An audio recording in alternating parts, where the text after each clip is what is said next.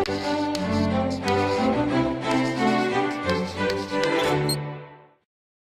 you ever thought to yourself, there are lots of different forms of birth control. There's the pill, the patch, the ring, the shot, wearing ugly clothes so that no one wants to talk to you.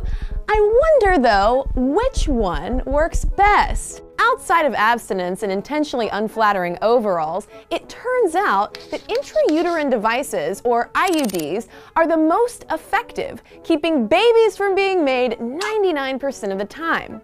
IUDs are actually the most popular form of contraception in the world, but in the United States, only 1.3% of women use them as birth control. Now you're probably asking, but Kristen, why haven't I heard more about these IUDs if they're so effective? Well, in the 1970s, there was a similar looking device called the Dalkon shield that gave its users pelvic infections and internal scarring, and some women even became infertile. A class action lawsuit was brought against the A.H. Robbins Company, the makers of the Dalkon, and they got their pants, and likely pantsuits, sued off of them, forcing the company into bankruptcy. The consumer mistrust that the Dalkon created is still lingering in many women's and doctors' minds even 40 years later. But ladies and gents, calm your fears, because the new IUDs are better and safer than their predecessors. The IUD is shaped like a T, with a string attached that leads into the cervix so women can make sure the device is still in place. While widely available, you'll still need to go to a medical professional to get one inserted. You can't just pick these things up at your local Hobby Lobby and whoop!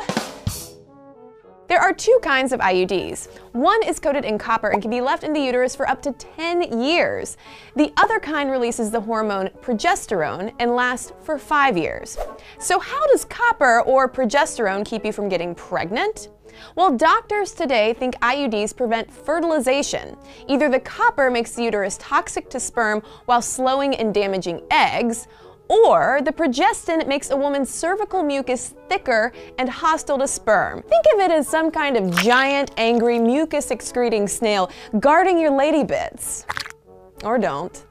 IUDs are so effective, in fact, that they can be used as emergency birth control up to 5 days after unprotected sex. But, contrary to common myth, IUDs do not induce abortions. They do not induce abortions. And there are lots of additional advantages to using an IUD as birth control. First, you don't have to worry about contraception every day. And like I said, the effectiveness is very high with less than 1% chance of pregnancy occurring. The hormone-releasing version of the IUD can even make your periods lighten or stop altogether after a year, although you might find that bleeding and cramps are worse at first.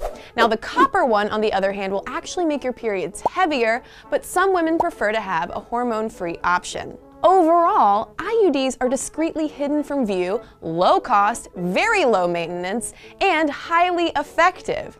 But nothing's perfect, and there are a few disadvantages to them. They sometimes make menstrual cramps and bleeding worse just after insertion, and if these symptoms continue, a physician may have to remove the device.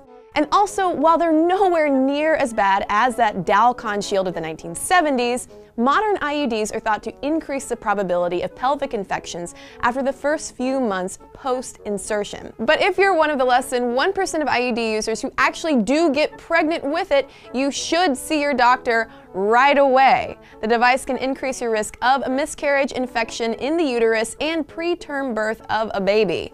So now that you've heard how they work and their pros and cons, what do you think about IUDs? If you use birth control, would you get one? Let us know in the YouTube comments so we can continue the conversation, and please subscribe to our channel so you're alerted the minute we've got new videos to share.